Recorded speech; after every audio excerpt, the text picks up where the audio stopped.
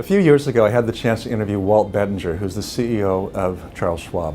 And I asked him, what's your biggest challenge? He said, my number one challenge is isolation, meaning that people start telling me what they think I want to hear, and they stop telling me the things they think I don't want to hear.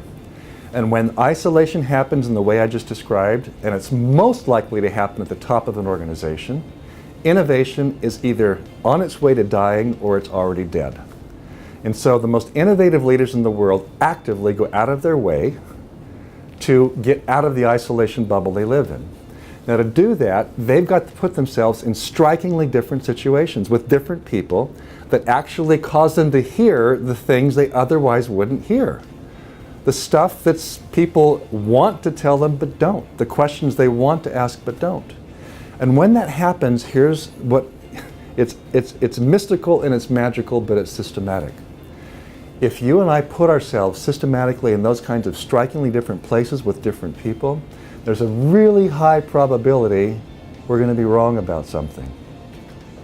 And when most of us are wrong about something, it often means we're a little bit uncomfortable about it. And the last piece of it for these leaders is they have to be very quiet and listen not only to the world around them, the person next to them, but they've got to listen interior-wise to what's going on inside, to the point that being wrong, uncomfortable, and quiet allows a different question to surface and open up an opportunity that they never would have seen before. So, for example, if we go back in time 20 years, Mark Benioff, the founder of Salesforce.com and chairman and CEO now, he had been working in enterprise-level software. He'd been selling that to big and large enterprises. He realized that small and medium-sized enterprises rarely, if ever, have the resources to buy that opportunity. He takes a year sabbatical. He travels the world. He puts himself in strikingly different places with thousands, literally, of different people. Rich people, poor people, business, government, nonprofit, religious, educational, you name it, different sorts of leaders and non-leaders. He's trying to figure out what some of their challenges are, especially around these small and medium-sized enterprises. He's wrestling with the opportunity. How could we make this large enterprise software work for them? And after all those interactions where he's stunned a bit with what he's right or wrong about, he's swimming in the ocean, Pacific, near Hawaii, and he finally gets the idea, what if we sold enterprise-level software like Amazon sells books? Which today sounds like, duh, of course, but back then it was like, duh, you're an idiot.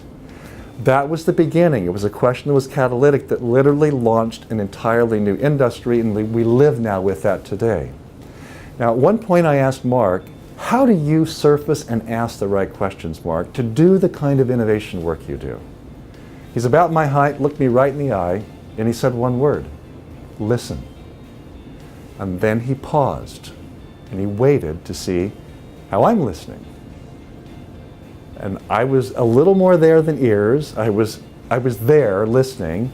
We then launched into a 15 or 20-minute conversation about what it means to listen, which is actually now a deep core element of Salesforce's culture and is part of their ability to innovate over and over. For a number of years, actually almost a decade, they have been either at the top or the second or maybe the third of this most innovative companies list we put together every year with Forbes. You know, they're consistently there, and part of what makes them do it well is at the top and throughout, they listen carefully. Isolation as a leader, getting insulated from the bad news around us, starts the moment we get into our first even bottom level leadership role. But that isolation and its associated challenges, they accelerate and they complicate and they get bigger and broader the higher we go in an organization. So by the time we get to the top of an organization, it becomes excruciatingly difficult to uncover what we don't know before it's too late. It's the unknown unknowns.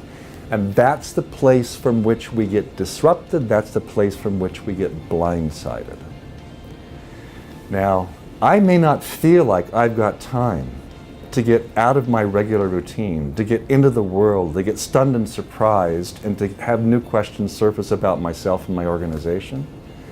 But if I don't systematically do that, if I don't seek out surprises, they seek me out.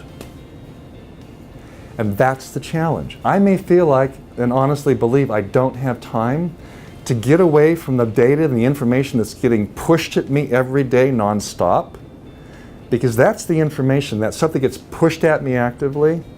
That's not the place from which I figure out what I don't know. That's not where the surprises are. It's already been massaged and manipulated to the point that it's packaged in a way to fit my worldview. And so if I can't see that, I'm going to get blindsided. And for most CEOs, they're making 2 to 3 decisions during the course of their entire tenure as a CEO that make all the difference. And the work, the groundwork that needs to be laid to make those right is exactly what I'm talking about. Getting up and out of my chair, getting out of my office, getting into the world, getting around people who are surprising and uncomfortable and cause me to think twice about what I'm doing.